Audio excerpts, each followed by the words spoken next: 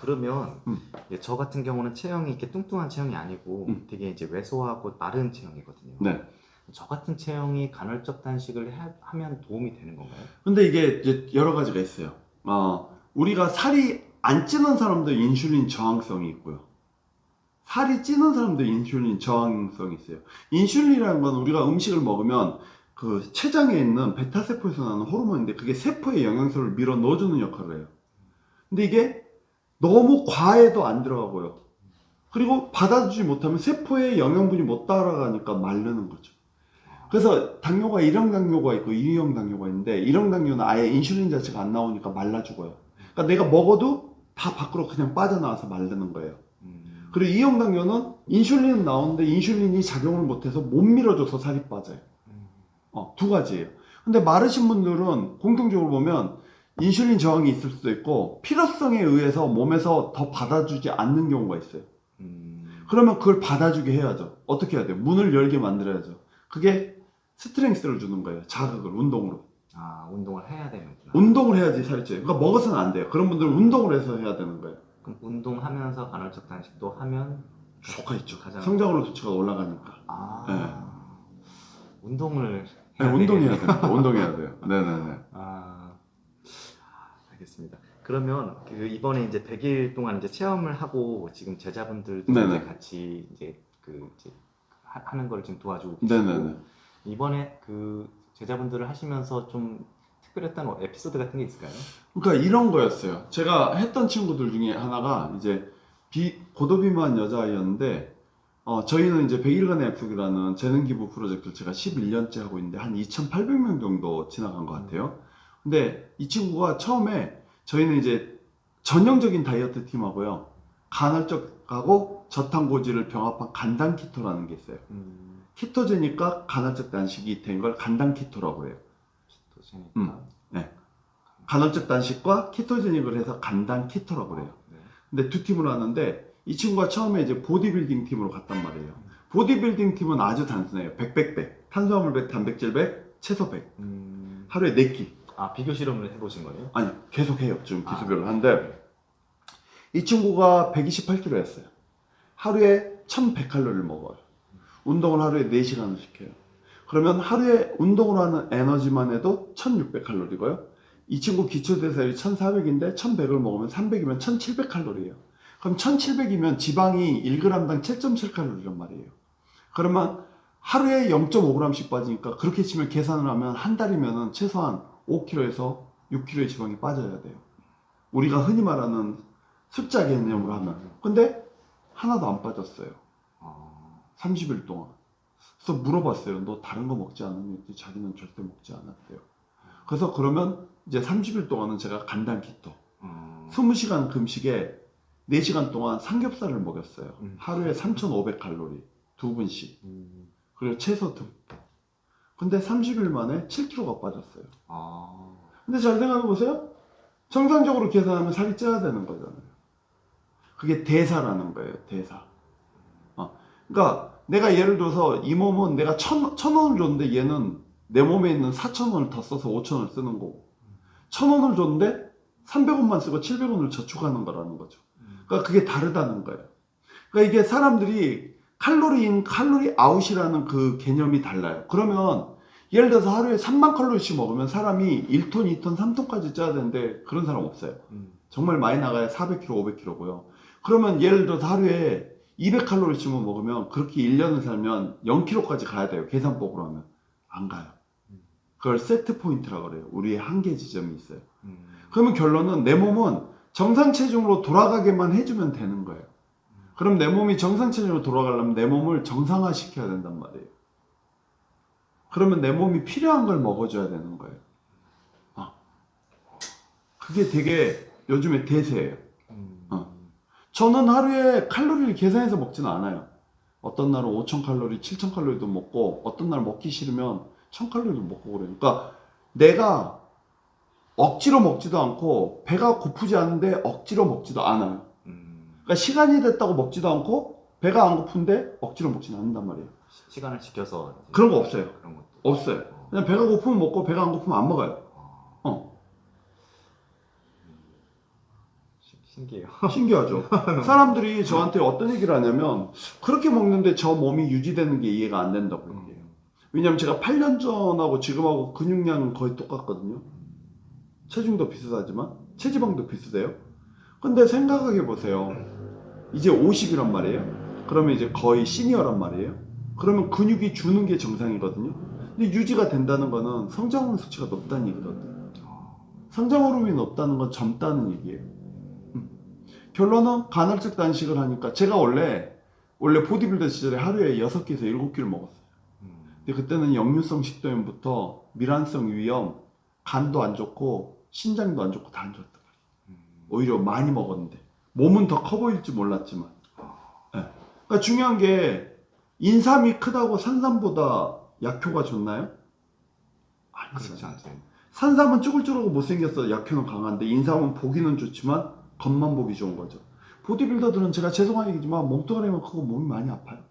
미안하다 얘들아. 근데 저는 인정해요. 저희 선배들도 다 인정해요. 우리는 몸을 만들기 위해서 내 몸을 혹사시키고 있는 거다. 보기엔 좋지만 대한민국 모든 몸짱들이 그렇게 건강하지 않아요.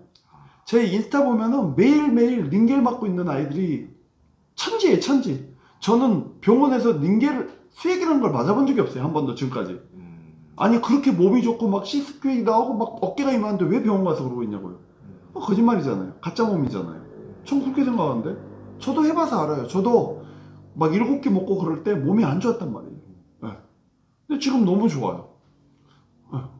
네, 그럼 주제를 좀 바꿔서 그러면 이 간헐적 단식을 하게 되면 언뜻 생각하기에는 예를 들어서 이제 3끼를 먹던 거를 2끼로 줄였어요. 그렇죠. 그렇게 줄였죠. 줄이게 되면은 네. 뭔가 들어와야 되는 영양소가 안 들어올 것 같고 일반적으로 생각했을 때는 그렇게 되면은 우리 몸이 더 허약 체질로 될 것만 같은데 그렇게 되면은 면역력하고는 이게 상관관계가 어떻게 되는 건가요? 잘 보세요. 여자친구가 3명이면 3명한테 나눠서 집중하시죠.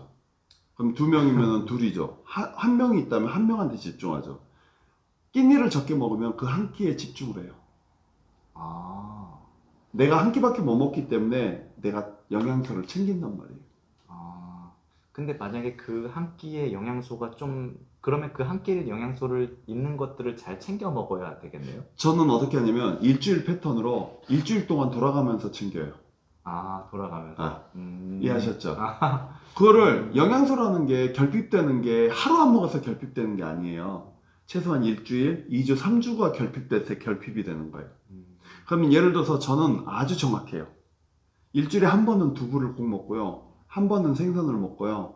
한 번은 고기를 먹고요. 한 번은 치즈 같은 유제품을 먹고요. 한 번은 밥하고 과일 종류를 먹고요. 한 번은 채소를 듬뿍 먹고 일주일 단계로 이렇게 이게 되게 신기한 게 뭔지 아세요?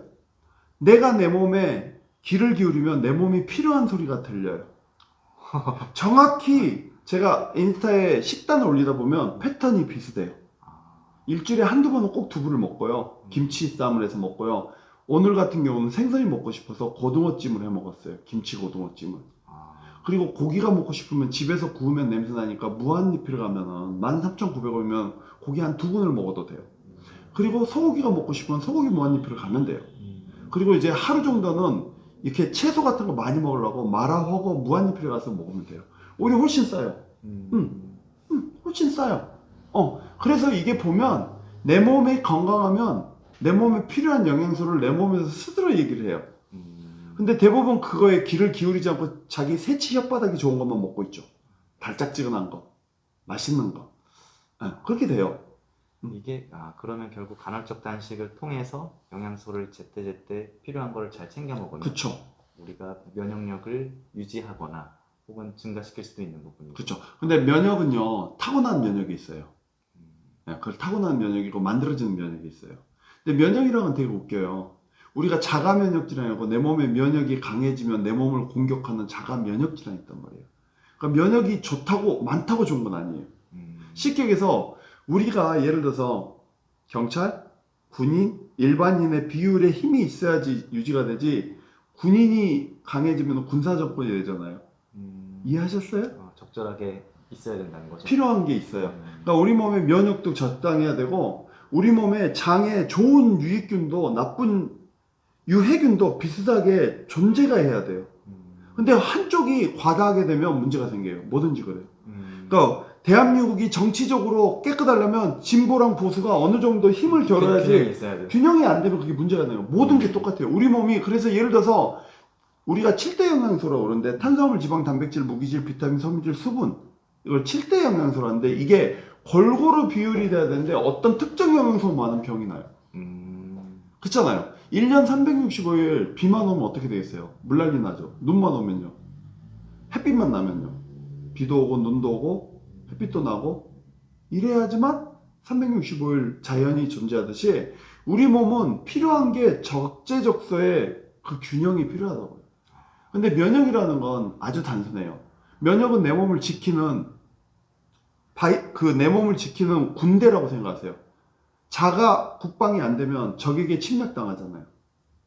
근데 내가 너무 강해지면 내 몸을 할 일이 없으니까 나를 공격한다고요. 그러니까 면역을 늘린다는 거가 아니라 대부분 사람들이 자기가 가진 면역을 잃은 거죠. 자기가 가진 면역을 찾는 게 우선이에요. 근데 면역을 좌우하는 우리 몸의 백혈구 중에 T세포, B세포가 면역세포거든요. 그 다음에 NK세포, 내추럴 킬러라는 세포인데 얘들이 좋아하는 게 뭐냐면 클린푸드예요. 우리가 먹는 라면, 떡, 과자 이런 데는 안 들었단 말이에요. 우리가 먹는 내추럴, 자연에서 오는 그 음식을 먹어야 돼요. 그러니까 면역력 떨어진 분들 공통점이 가공품이나 패스트푸드, 인스턴트 많이 먹는 사람들이 면역력이 떨어지고요. 그리고 이제 지금 코로나19 때문에 시끄러운데 코로나 때문에 돌아가신 분들 안타깝지만 대부분 보면 몸이 아프신 분들이잖아요.